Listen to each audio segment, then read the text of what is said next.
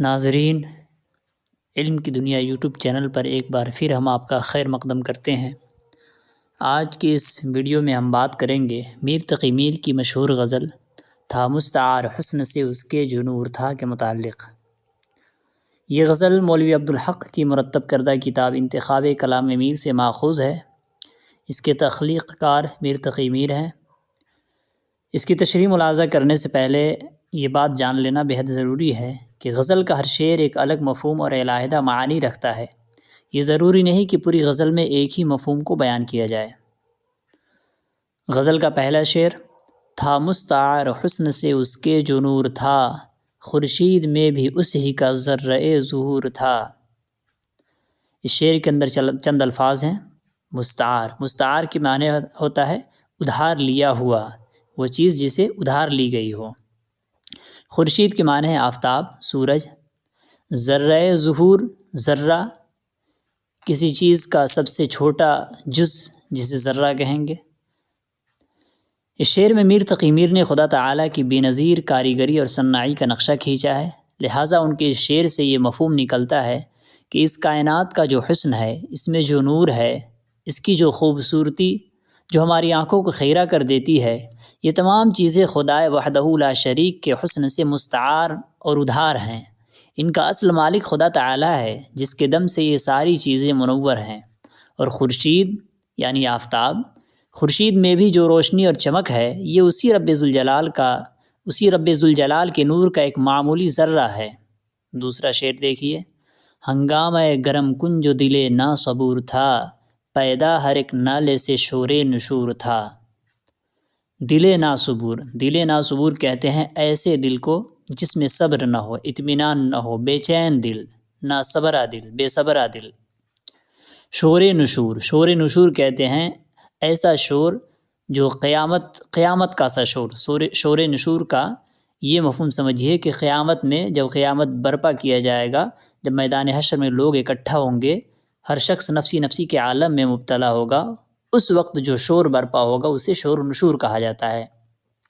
کلمہ کن، یعنی جس وقت اللہ تعالیٰ اس کائنات کی تخلیق کر رہا تھا تو اللہ تعالیٰ نے کلمہ کن یعنی ہو جا کہا، جس کے نتیجے میں ایک شور، ایک ہنگامہ بپا ہوا اور تمام چیزیں وجود میں آ گئی۔ آج اسی کن کو سائنسداں بگ بینگ تھیوری کا نام دیتے ہیں۔ میر صاحب اس شعر کے اندر اپنی قلبی کیفیت کو بیان کر رہے ہیں کہ محبوب کے عشق میں میرے دل ناصبور یعنی بے چین دل، بے صبر دل میں بھی ویسا ہی ہنگامہ برپا ہے جیسا کلمہ کن کے نتیجے میں برپا تھا۔ دوسرے شعر میں بھی اسی مضمون کو بیان کرتے ہیں کہ میرے نالے یعنی محبوب کے عشق میں میرا یہ حال ہے، میں زار و قطار رو رہا ہوں اور میرے رونے کی وجہ سے ایسا شور نشور جیسا سما پیدا ہو رہا ہے۔ پہنچا جو آپ کو تو میں پہنچا خدا کے تئیں، معلوم اب ہوا کہ بہت میں بھی دور تھا۔ اس شعر کے اندر میر صاحب خدا کی معرفت کا نسخہ بیان کر رہے ہیں کہ میں نے جب خود اپنے اندر غور کیا، اپنی ذات کے اندر اللہ تعالیٰ کی بے شمار خوبیاں اور بے مثال کاریگری کو دیکھا تو مجھے خدا تعالیٰ کی معرفت حاصل ہوئی۔ یعنی خدا تعالیٰ کو کہیں اور تلاش کرنے کے بجائے خود اپنی ذات میں ڈھونڈنا چاہیے۔ جب میں نے خدا کی معرفت حاصل کر لی تب مجھے یہ احساس ہوا کہ میں خدا سے کتنا دور تھا، اور اس کی وجہ یہ تھی کہ میں خود اپنی ذات سے نا آشنا اور ناواقف تھا۔ جب میں نے خود کو پہچان لیا تو مجھے خدا کی معرفت حاصل ہو گئی۔ آتش بلند دل کی نہ تھی ورنہ اے کلیم، یک شعلہ برق خرمن صد کوہ طور تھا۔ آتش کے معنی آگ۔ اس شعر میں میر صاحب نے صنف تلمیح کا استعمال کیا ہے۔ تلمیح کسے کہتے ہیں؟ تلمیح ایسے صنف سخن کو کہتے ہیں کہ شاعر شعر کے اندر کسی خاص واقعے کی طرف اشارہ کرے۔ میر صاحب موسیٰ علیہ السلام کے کوہ طور پر جانے اور خدا تعالیٰ کی تجلی دیکھنے کے واقعے کی طرف اشارہ کر رہے ہیں۔ کہتے ہیں کہ میرے دل کی آتش یعنی میرے دل کی آگ اتنی بلند نہیں تھی، میرا قلب ایسا منور نہیں تھا کہ میں اللہ تعالیٰ کی معرفت حاصل کر پاتا۔ اگر واقعی میرا قلب خدا کے نور سے منور ہوتا، میرے دل کی آتش بلند ہوتی، تو اے موسیٰ علیہ السلام، جو آپ نے کوہ طور پہ حاصل کیا، میری رسائی وہاں تک تو نہیں ہو سکتی، لیکن میرے قلب کو منور کرنے کے واسطے خرمن پر گرنے والی بجلی جو میرے واسطے 100 طور کے برابر ہے کافی ہو جاتی۔ خرمن کہتے ہیں غلے کے ڈھیر کو۔ یعنی میرے دل کی آتش اگر بلند ہوتی تو ایک معمولی سی بجلی جو غلے کے ڈھیر پہ گرتی ہے، اس کی گرمی، اس کی روشنی بھی میرے لیے کوہ طور پر آپ نے جو خدا تعالیٰ کی تجلی حاصل کی، اس تجلی کے برابر ہو جاتی۔ مگر افسوس کہ میرے دل کی روشنی، میرے دل کا نور، میرے دل کی آتش اتنی بلند نہیں تھی، جس کے نتیجے میں یہ چیز مجھے حاصل نہ ہو سکی۔ اگلا شعر دیکھیے، مجلس میں رات ایک تیرے پر توے بغیر، کیا شمع کیا پتنگ ہر ایک بے حضور تھا۔ اپنے محبوب کو مخاطب کر کے میر صاحب کہتے ہیں کہ رات مجلس میں تیرے نہ ہونے کے باعث ہر چیز بے رنگ اور بے مزہ معلوم ہو رہی تھی۔ مجلس میں شمع، پروانے سبھی موجود تھے، تمام آسائشیں تھیں، تمام آرام کی چیزیں تھیں، ہر چیز مہیا تھی، لیکن تیری غیر حاضری نے سب کے ہوتے ہوئے بھی کسی کے نہ ہونے کا احساس دلایا۔ تمام چیزیں موجود تھیں لیکن تو نہیں تھا، اور تیرے نہ ہونے نے ایسا احساس دلایا گویا کہ کچھ بھی نہ ہو۔ ہم خاک میں ملے تو ملے لیکن اے سپہر، اس شوق کو بھی راہ پہ لانا ضرور تھا۔ سپہر کہتے ہیں آسمان کو۔ اس شعر کے اندر میر صاحب اپنے معشوق اور محبوب سے انتقام لینے کو بیان کر رہے ہیں۔ کہتے ہیں کہ اے سپہر، اے آسمان، ہم خاک میں ملیں یعنی اس دنیا سے فنا بھی ہو گئے، ہماری ہستی مٹ گئی، ہم تباہ و برباد بھی ہو گئے، تو کیا ہوا؟ اس شوق یعنی معشوق کو بھی تو راہ پہ لانا ضروری تھا۔ ہو سکتا ہے کہ میرے اس دنیا سے رخصت ہونے کے بعد، میری ہستی مٹ جانے کے بعد اسے اپنی غلطی پر ندامت اور شرمندگی ہو اور وہ راہ پر آ جائے۔ اگلا شعر دیکھیے، منعم کے پاس قاقم و سنجاب تھا تو کیا، اس رند کی بھی رات کٹی جو کیا اور تھا۔ منعم کہتے ہیں انعام کرنے والا، انعام دینے والا، عطا کرنے والا۔ قاقم یہ قیمتی لباس ہوتا ہے۔ قاقم کہتے ہیں قیمتی لباس کو، نیولے کی شکل کا ایک جانور جس کی کھال سے تیار کیا ہوا لباس قاقم کہلاتا ہے۔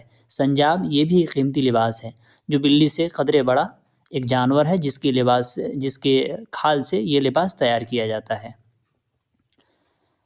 تو اس شعر کے اندر میر صاحب نے اہل دولت اور اہل ثروت حضرات پہ طنز کیا ہے کہ منعم کے پاس قاقم و سنجاب ہے تو کیا ہوا؟ منعم کے پاس بہت ساری مال و دولت ہے تو اس سے کیا فرق پڑتا ہے؟ منعم اگرچہ مالدار ہے، بہت مالدار ہے، لیکن اگر وہ اپنی دولت غربا و مساکین پر خرچ نہیں کرتا تو وہ کسی کام کے نہیں، کیونکہ رات تو اس رند کہتے ہیں بدحال کو، رات تو اس رند کی بھی کٹ جاتی ہے، اس بدحال شخص کی بھی کٹ جاتی ہے، اس پریشان حال شخص کی بھی رات کٹ جاتی ہے جو عور ہو، ننگا ہو، جس کے پاس نہ پہننے کو کوئی چیز ہو، نہ بچھانے کی کوئی چیز ہو، نہ سونے کی کوئی چیز ہو، اس کی بھی رات کٹی جاتی ہے۔ اس کی بھی رات کٹی جاتی ہے جس کے پاس گدے دار بستر ہو، اور اس کی بھی رات کٹ جاتی ہے جس کے پاس کچھ نہ ہو۔ لیکن مالدار اگر اپنی دولت کا تھوڑا حصہ غربا پر خرچ کر دے تو ان غربا کی راتیں بھی آرام و سکون سے کٹ جائے گی، اور اس تھوڑی چیز کو، مالدار کے تھوڑے حصے نکال دینے سے اس کے مالداری میں کسی قسم کی کمی نہیں آئے گی۔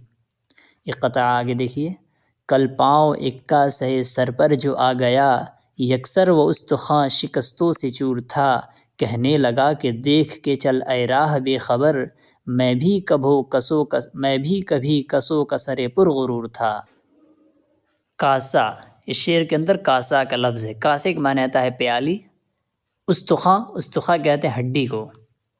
ان دو اشعار کے اندر میر صاحب نے دنیا کی بے ثباتی کو ذکر کیا ہے، ایک خیالی واقعے کو ذکر کر کے یہ بتلا رہے ہیں کہ کل چلتے چلتے اچانک میرا پاؤں ایک سر کی کھوپڑی سے ٹکرا گیا، اور کھوپڑی بالکل بوسیدہ اور کمزور ہو گئی تھی۔ تبھی کھوپڑی سے آواز آئی کہ اے بے خبر، تو ابھی زندگی کی راہ کے نشیب و فراز سے واقف نہیں، ذرا سنبھل کے چل۔ تو مجھے جو آج بوسیدہ اور کمزور دیکھ رہا ہے، میں بھی کبھی کسی مغرور کا سر ہوا کرتا تھا، لیکن آج میری حالت تمہارے سامنے ہے۔ میر صاحب کو تصوف سے خاص لگاؤ تھا، جس کی معمولی جھلک اس شعر میں نظر آتی ہے کہ اس دنیا میں جو بھی آیا ہے اسے ایک دن یہاں سے جانا ہے۔ جو آج تکبر اور غرور میں اکڑ کر چلتے ہیں، کل ان کو کوئی جاننے والا بھی نہ ہوگا۔ اس لیے اپنے اندر عاجزی اور انکساری پیدا کرنا چاہیے، کیونکہ اس سے پہلے بھی بہت سے مغرور اور متکبر آئے اور چلے گئے، آج کوئی انہیں جانتا بھی نہیں۔ اگلا شعر دیکھیے، تھا وہ تو رشک حور بہشتی حمیم میر، سمجھے نہ ہم تو فہم کا اپنی قصور تھا۔ حور بہشتی یعنی جنت کی حوریں، رشک حور بہشتی جنت کی حوروں کا رشک۔